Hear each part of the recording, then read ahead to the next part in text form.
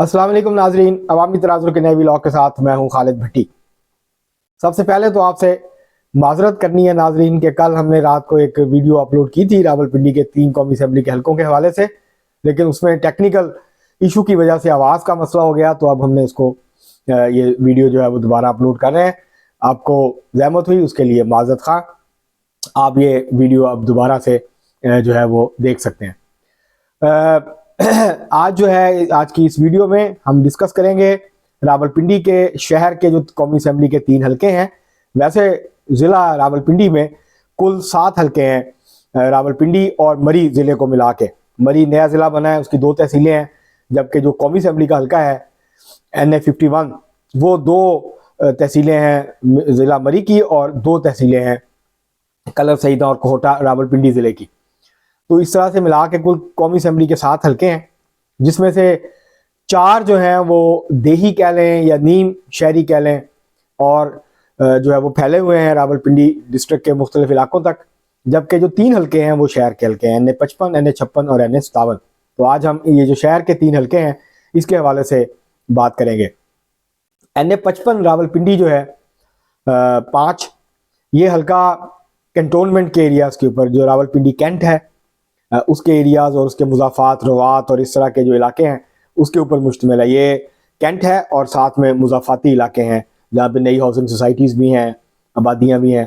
तो ये बेसिकली, और इंडस्ट्रियल एरिया भी आता है रावलपिंडी का इसमें। ये GT रोड के ऊपर का हल्का है जो GT रोड की तरफ जाता है, और जहाँ तक रावलपिंडी ज़िले की हदूद है वहाँ तक ये GT रोड के ऊपर ये हल्का है। NA55 इसका एक हिस्सा जो है ये जाता है, इससे आगे फिर टेक्सला और वाह का हल्का शुरू हो जाता है। तो ये जो हल्का है ये अमूमी, ये हिस्टोरिकली देखा जाए 1988 से, तो ये मुस्लिम लीग नून का जो है वो एक तरह का मजबूत मरकज़ रहा है। राइट विंग का यहाँ वोट बैंक बहुत ज़्यादा है, और पाकिस्तान पीपल्स पार्टी जो है वो 2002 में यहाँ से जीती थी, जब ज़ुमुर्द खान जो है वो कामयाब हुए थे पाकिस्तान पीपल्स पार्टी के टिकट पे 33,000 वोट लेके। वरना 1988 से लेके 2018 तक इस हल्के में IJI नॉन लीग के उम्मीदवार जो हैं वो जीतते आ रहे हैं, यहाँ से जीतते चले आ रहे थे। 2018 में फिर मुस्लिम लीग नून को झटका लगा उस वक्त, जब तहरीक इंसाफ के आमर महमूद कियानी जो साबिक सेक्रेटरी जनरल भी हैं, अब वो पार्टी छोड़ गए हैं, वो यहाँ से 1,05,000 वोट लेके कामयाब हुए थे। मलक अबरार मुस्लिम लीग नून के वो यहाँ से 60,000 से ज़्यादा वोट लेके हार गए थे। मलक अबरार ने 2008 और 2013 में यहाँ से इलेक्शन जीता था। 2013 में उन्होंने हिना मंजूर थी यहाँ से तहरीक इंसाफ की उम्मीदवार, उनको कुछ 6-7 हज़ार वोटों के मार्जिन से जो है वो शिकस्त दी थी। तो अब मलक अबरार ही यहाँ से मुस्लिम लीग नून के उम्मीदवार हैं, जबकि तहरीक इंसाफ ने अभी तक अपने उम्मीदवार का फैसला नहीं किया। पाकिस्तान पीपल्स पार्टी ने भी अभी तक अपने उम्मीदवार का फैसला यहाँ से नहीं किया।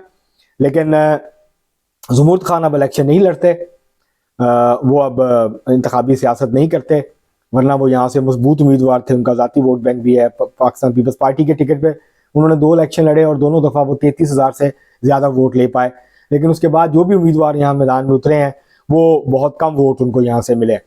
यहाँ सुनने में ये आ रहा है कि एजाजुल हक भी शायद इलेक्शन लड़ना चाह रहे हैं तहरीक इंसाफ की मदद से, तहरीक इंसाफ के टिकट पे या अपनी पार्टी के निशान पे मुस्लिम लीग ज़िया और तहरीक इंसाफ की मदद से। तो अब ये देखना होगा कि तहरीक इंसाफ यहाँ अपना उम्मीदवार उतारती है या वो एजाजुल हक की हिमायत करती है, या क्या मामला बनता है। तो इस हल्के में एक दिलचस्प मुकाबला मुतवक्को है। यहाँ इस हल्के में तहरीक इंसाफ का वोट बैंक काफ़ी मजबूत है, popular vote bank Tehreek Insaf जो है वो मुस्लिम लीग नून से आगे नज़र आती है इस हल्के में की अगर बात की जाए। लेकिन मलक अबरार जो हैं वो मजबूत उम्मीदवार हैं और टफ टाइम देंगे, तो एक अच्छा मुकाबला जो है वो इस हल्के में देखने को मिल सकता है। अगले चंद दिनों में उम्मीदवार फाइनल हो जाएंगे। नून लीग का उम्मीदवार फाइनल है, जबकि तहरीक इंसाफ का उम्मीदवार भी सामने आ जाएगा, तो फिर सही अंदाज़ा हो सकेगा कि क्या सूरत बनेगी इस हल्के में। बहरहाल ये हल्का देखना होगा। दिलचस्पी की बात यही होगी कि क्या नून लीग वापस छीनती है तहरीक इंसाफ से, या तहरीक इंसाफ जो है वो ये जो हल्का उसने छीना था नून लीग से उसको अपने पास रखने में कामयाब होती है। अभी क्योंकि इलेक्शन कैंपेन उस तरह शुरू नहीं हुई है, अभी कैंडिडेट्स मिल रहे हैं, मुलाकातें कर रहे हैं और इंतज़ार कर रहे हैं कि टिकट्स फाइनल हो जाएं, तो उसके बाद फिर भरपूर इलेक्शन कैंपेन जो है वो शुरू हो जाए। दूसरा जो हल्का है वो है NA56 रावलपिंडी 6। ये इसके नंबर चेंज होते रहते हैं, होते रहे हैं। NA56 पहले ये NA 55 होता था, फिर ये NA 56 हो गया, उसके बाद ये NA 60 भी रहा, तो अब ये NA 56 है इस वक्त इसका जो नंबर है। यहाँ पे जो अवामी मुस्लिम लीग के सरबराह हैं शेख रशीद, जो पहले मुस्लिम लीग नून में हुआ करते थे, फिर काफ में चले गए, फिर उन्होंने अपनी पार्टी बना ली।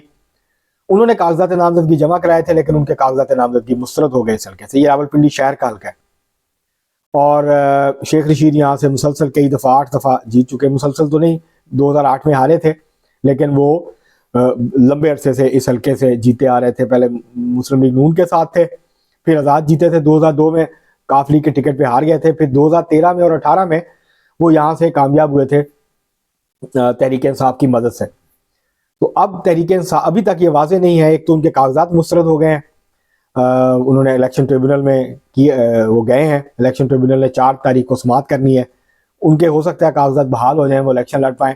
लेकिन उनको एक मसला है इस हल्के में, वो मसला ये है कि तहरीक इंसाफ उनकी मदद करने के लिए उस तरह मादा नजर नहीं आती जैसे 2013 में और 18 में थी।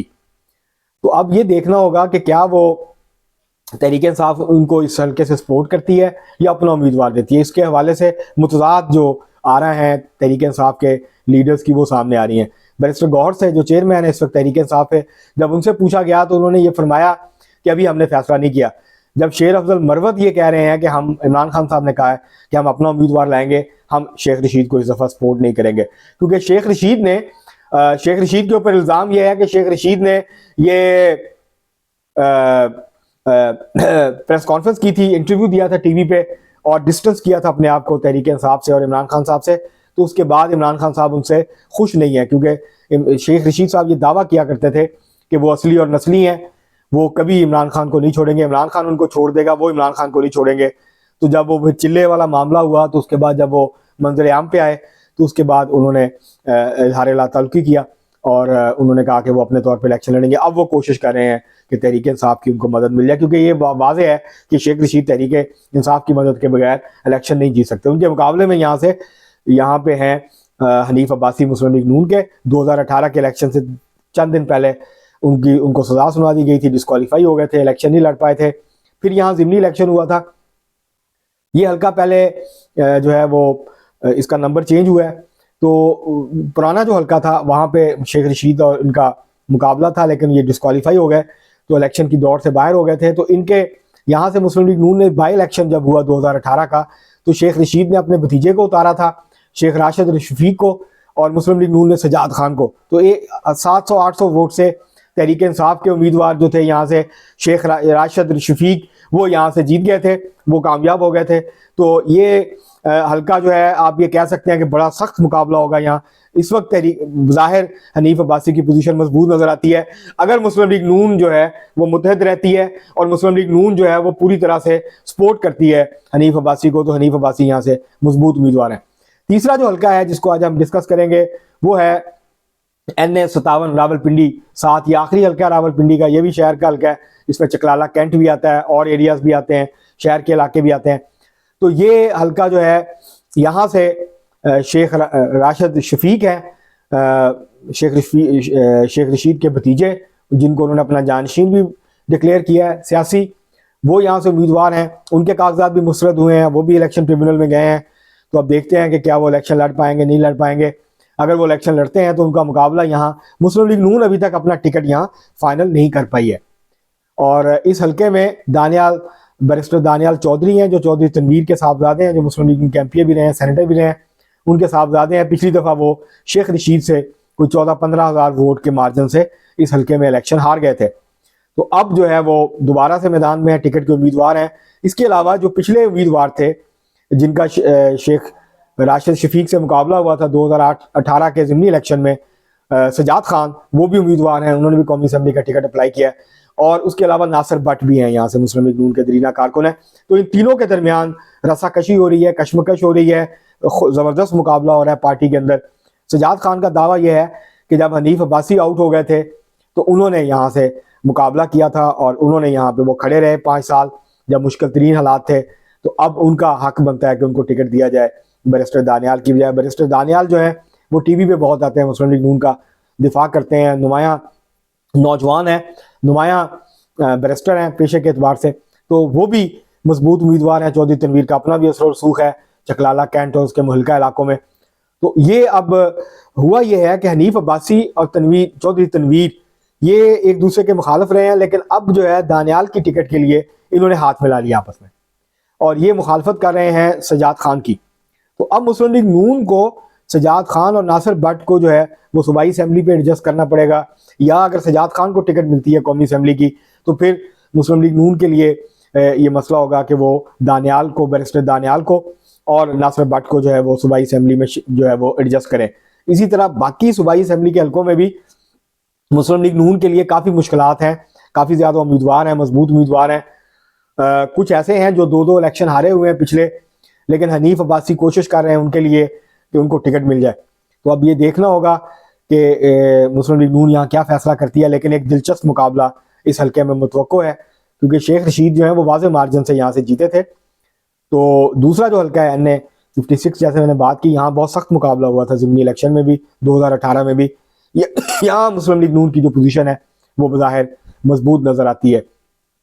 तो ये जो पॉपुलर वोट है वो इस वक्त, इसमें कोई शक नहीं है कि रावलपिंडी के तीनों हल्कों में जो पॉपुलर वोट है वो तहरीक इंसाफ उसमें आगे नज़र आती है, लेकिन जो रवायती वोट बैंक है पार्टियों का और वहाँ पे बरादरियों का और धड़ों का, वो जो है, और ख़ास तौर पे उसके साथ साथ जो इंडिपेंडेंट वोटर्स हैं वो जब माइंड मेकअप करेंगे वो किस पार्टी को वोट देते हैं तो उसका उम्मीदवार जो है वो यहाँ से इलेक्शन जीत सकता है।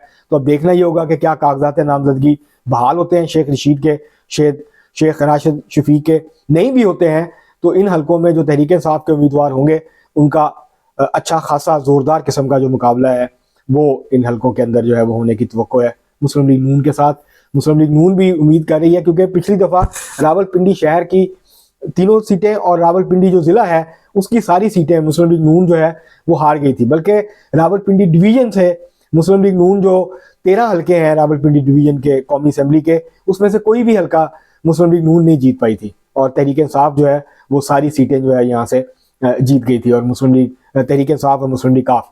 तो ये इस वक्त जो है नाज़रीन यहाँ सूरत हाल है। इस दफ़ा शायद नताइज मुख्तलिफ होंगे, उस तरह के नताइज नहीं होंगे जैसे 2018 के नताइज थे। तो मुस्लिम लीग नून जो है उसके वोट बैंक में इजाफा होगा, तहरीक इंसाफ भी पॉपुलर वोट बैंक के जरिए से जीतने की कोशिश करेगी। आज के लिए इतना ही, बहुत शुक्रिया।